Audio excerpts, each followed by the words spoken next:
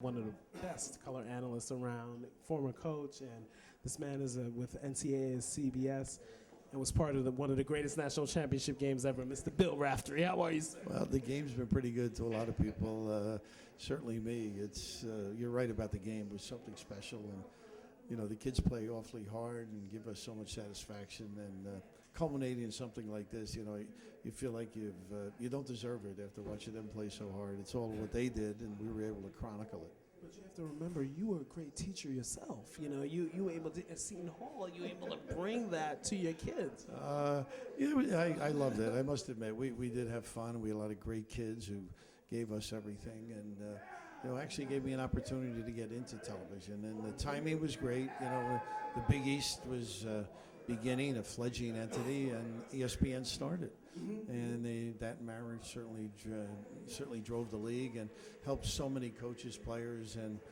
media as well, including myself. Now, Coach Raftery, I wanted to ask you about the tournament itself, the interesting games and everything.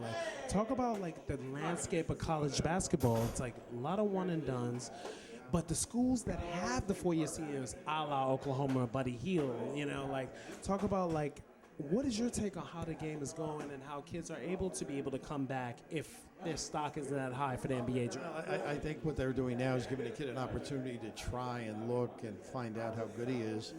I think that's a great step. There's more and more talk about 2 years, which I would love, simply because a young guy then would have 2 years of a college education, so that if he did fail, it's not so hard to finish 2 more years versus 3 more. I think it's in a good place. There's a lot of things that you would like to see change, the one and done and stuff like that. But some kids have a right. They're good enough. They need it for their family, and that's really a personal decision. One more question for you. Well, actually, if you can let the audience know, how you like to say onions, Well, some great moves here and there that goes in at a key time. You say that kid's got onions.